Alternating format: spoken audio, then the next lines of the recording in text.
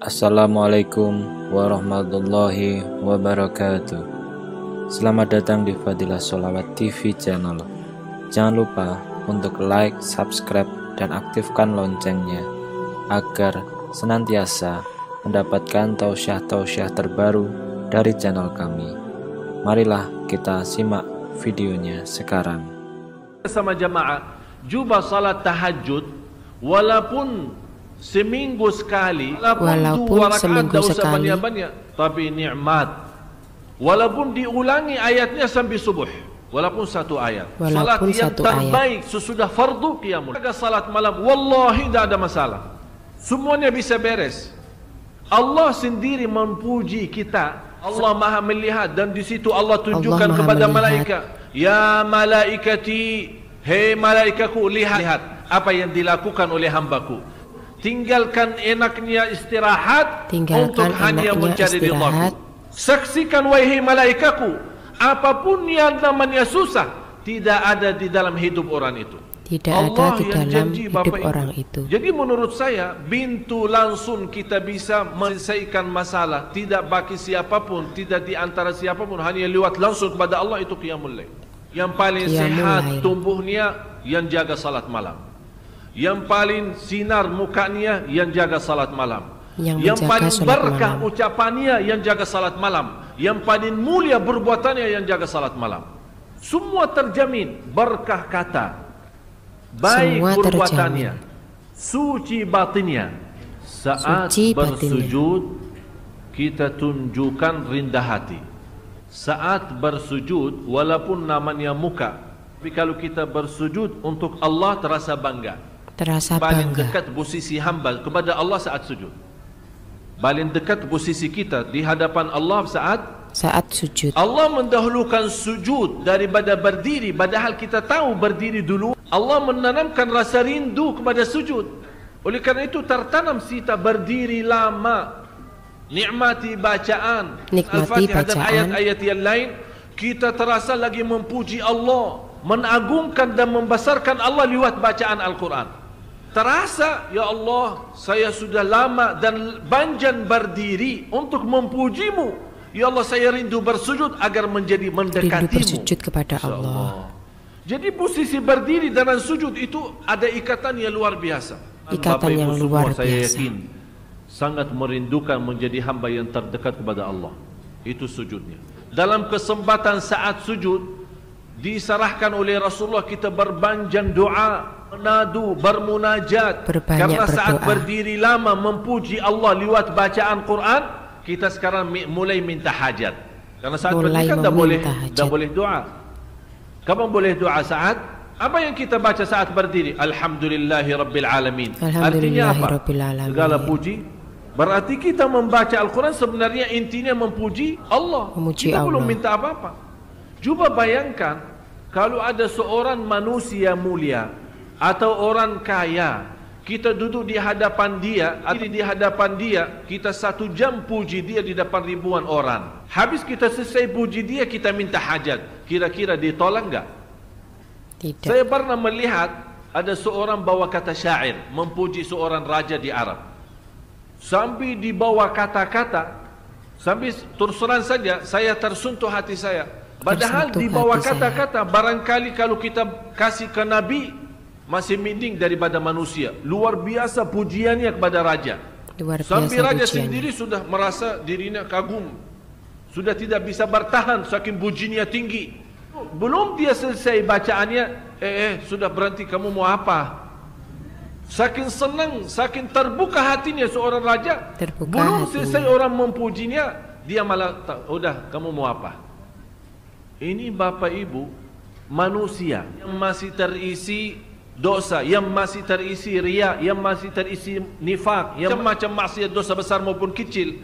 Kalau kita puji dia, terbuka hatinya, dia lupakan segalanya dan dia bantu. Kata Allah, musuh saja bisa menjadi kawan mendekat dengan kita dengan ucapan yang baik, puji. Apalagi Maha Zat yang agung, Zat yang mulia, Zat yang agung, yang maha segala-galanya. Zat yang mulia. Kalau kita puji, bagi Allah tidak mungkin mengkecewakan hamba-Nya. Saat kita berdiri, Memuji Allah lewat bacaan, bacaan Al-Fatihah dan ayat-ayat yang lainnya, membaca kitabnya dan memujinya. Itulah Allah memberikan pendahuluan agar saat kita sujud seolah-olah Allah bertanya, kamu mau apa lagi? Apa yang kamu butuh? Apa yang kamu perlu?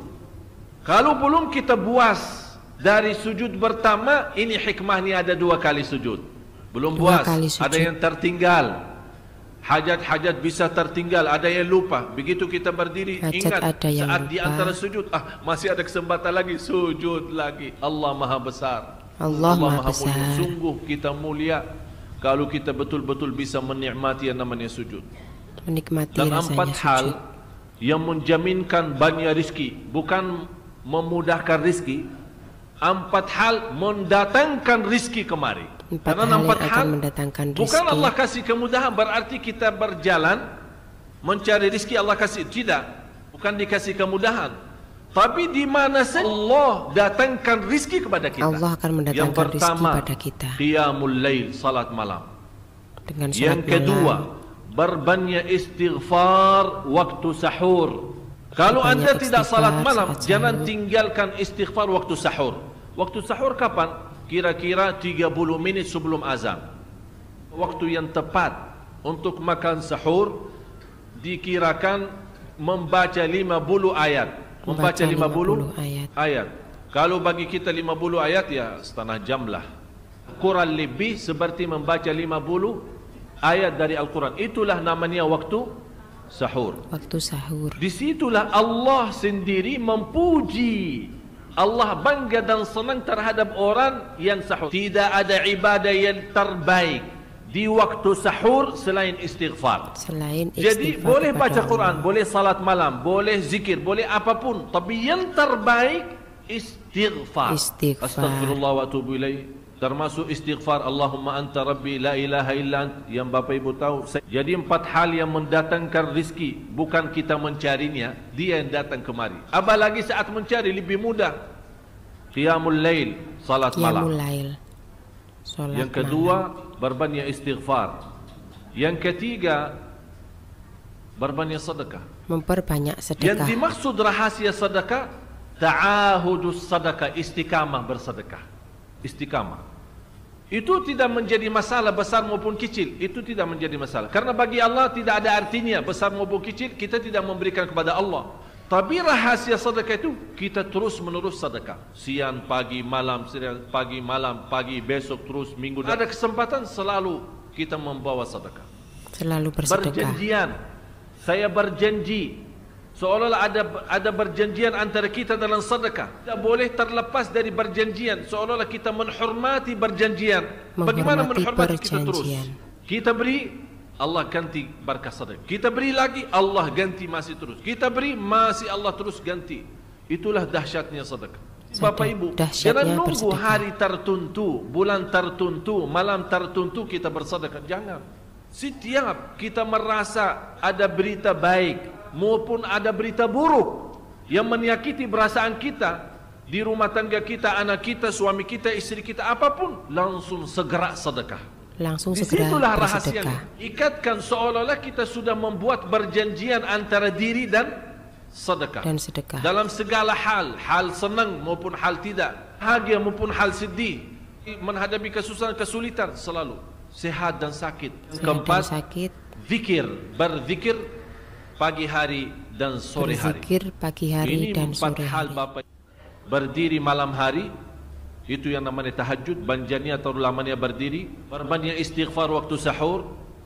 Yang ketiga, berbanyak sedekah. Jadi istilah berbanyak sedekah bukan artinya harus banyak dari jumlah hitungannya, tidak. Yang keempat adalah berzikir di pagi hari maupun petang hari. Jadi Bapak Ibu, saat kita berdiri lama, walaupun baca surah pendek, tapi diulangi berkali-kali tidak menjadi masalah. Hafal qulhu. Qulhu dibaca 3 kali, pahalanya seperti baca Al-Quran. Baca Al-Quran. Baca dan nikmati, yang penting nikmati bacaan. Walaupun qul huwallahu ahad setiap hari. Malah Allah paling senang mendengar bisikan bacaan dan bisikan doa kita malam hari. inti daripada salat malam. Inilah Inti dari rahasia salat malam. mau mendapatkan transferan ilmu dari Allah. Mendapatkan Barang siapa transferan yang mampu ilmu dari Allah. menikmati lama berdiri, akan Allah meringankan lama berdiri di hari kiamat. Amin, Allah Maha ya Adil Rabbal Alamin. dan Allah Maha Kasih Sayang. Bagaimanapun sebanyak dosa kita, di hadis yang qudsi, ya ibna Adam, hei anak Adam, kalau engkau membawa dosa sepenuh bumi, kalau bawa dosa sepenuh bumi ini, dosa dan maksiat, tapi tidak ada di antaranya berbuat syirik kepada Allah, saya tidak berduli, kata Allah, aku tidak akan berduli mengampuni segala-galanya. Dengan syarat jangan berbuat syirik